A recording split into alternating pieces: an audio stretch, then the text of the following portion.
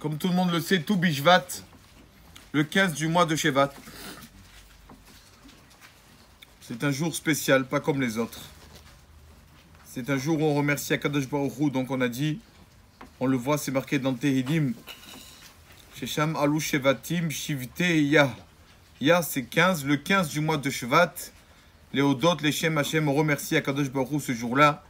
On le remercie sur tout le bien qu'il nous donne. C'est pour ça qu'on a l'habitude de manger des fruits. Ce jour-là aussi, pourquoi est-il spécial? C'est un jour où on peut aussi prier. C'est un jour qui est favorable, un peu plus que les autres, pour prier pour la Parnassa, pour avoir toujours de quoi manger. Pourquoi? On a vu ça parce que on appelle ce jour-là Tou Bishvat Rosh Hashanah Laïlan. C'est le Rosh Hashanah des arbres. C'est le jour où la sève commence à entrer dans l'arbre. Et Ilan, le mot Ilan, arbre, valeur numérique de 91. C'est la valeur numérique des premières lettres du verset Poteach et Yadecha. P de Poteach, Aleph de Et et Yud de Yadecha. Ça fait les trois premières lettres, ça fait 91. La valeur numérique du mot Ilan. Donc c'est bien aujourd'hui, c'est un jour de prier pour la Parnassa. Aujourd'hui, tout Bishvat. Alors, on parle toujours de la comparaison entre l'homme et l'arbre. Il y a plusieurs choses. Il m'a envoyé une petite photo hier, je l'ai gardée justement pour mon 7 caractères, entre guillemets, cette chose qu'on apprend, leçon qu'un homme doit apprendre de l'arbre. Cette leçon. Première leçon, l'arbre. Donc il est où il est l'arbre, il regarde le paysage qu'il a en face de lui. Il ne se retourne pas ni à droite ni à gauche. L'arbre il reste comme il est. C'est-à-dire quoi? Des fois, l'homme, il a quelque chose, mais il regarde les autres, ce qu'ils ont les autres. Il ne se suffit pas de ce qu'il a lui. Alors la Torah nous a dit, regarde, sois comme l'arbre. Voilà, lui, regarde ce qu'il a devant ses yeux et il ne jalouse pas ce qu'ont les autres. Regarde ce que tu as toi. Deuxième chose, un arbre a besoin d'eau pour pousser. On sait que nous les hommes, on sait que l'eau c'est la Torah. Si tu veux pousser, avancer, si tu veux arriver à changer, à t'améliorer, tu peux qu'avec la Torah. Il n'y a que ça, l'eau. La Torah, on sait que la Torah est comparée à l'eau. Donc comme de même qu'un arbre pousse qu'avec de l'eau, pareil aussi un homme avec de l'eau.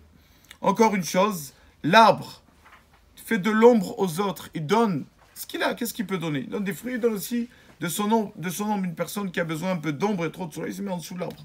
Toi aussi, donne ce que tu peux aux autres. Fais du bien aux autres. Chacun ce que tu as.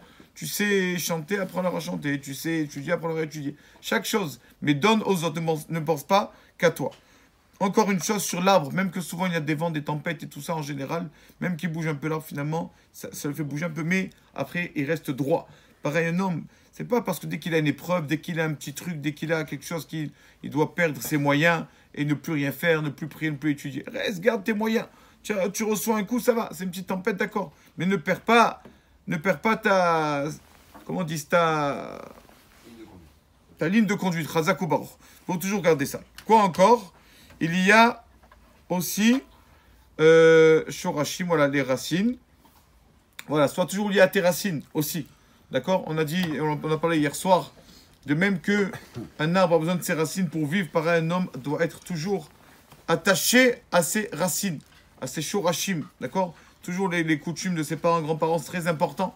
Quand une personne, ses parents, ils font une bonne chose, de coutume qui est dans la Torah. Au contraire, c'est dommage d'annuler tout ça. Continue les shorashim de tes parents. Il y a aussi un arbre. Un arbre, qu'est-ce qu'on apprend de l'arbre? Souvent, l'arbre n'a pas l'air tellement beau. D'accord, il y a des périodes où il n'est pas beau, où il n'a pas de fruits, tout ça. Mais tu ne sais pas. Après, arrive des périodes, arrive le printemps, arrive l'été où tu vois qu'il donne des fruits.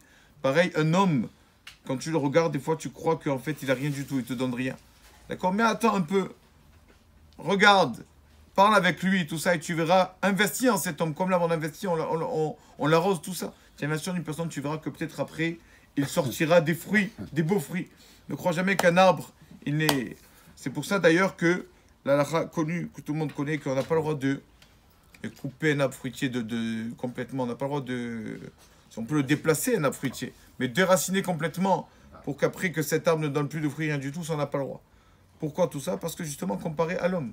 Même qu'un homme, on sait qu'on n'a pas rasé l'homme tuer un homme. Pareil, un arbre fruitier, un arbre qui donne des fruits. Voilà. Mais un arbre, par contre, qui ne donne pas de fruits, d'accord, c'est pas la même chose. Il y a pas, c'est pas, c'est halakha que pour un fruitier. Pourquoi? L'homme, il est comme l'arbre. Il est important quand il donne des fruits, quand il donne pour les autres. Mais quand un arbre, il donne rien, il n'a pas de fruits, il garde que pour lui, ça vaut rien. Un homme qui a tout, mais qui garde tout pour lui, ça ne vaut rien. C'est pas grave si on le déracine. On ne dit pas de tuer un homme, mais il n'a pas la valeur, il n'a pas la même valeur qu'un arbre, qu'un homme qui donne des fruits, qui fait avancer les autres, qui transmet ce qu'il a aux autres. Donc voilà ce qu'on apprend de tout Bishvat, qu'on ne doit pas être égoïste et garder le peu qu'on sait pour nous. On doit être là, donner de notre... Tout le bien qu'on a, de le donner aux autres, les aider dans tout ce que... Ça peut être un aspect financier, ça peut être même sans argent. Les aider moralement, parler, tout ça, les écouter, etc.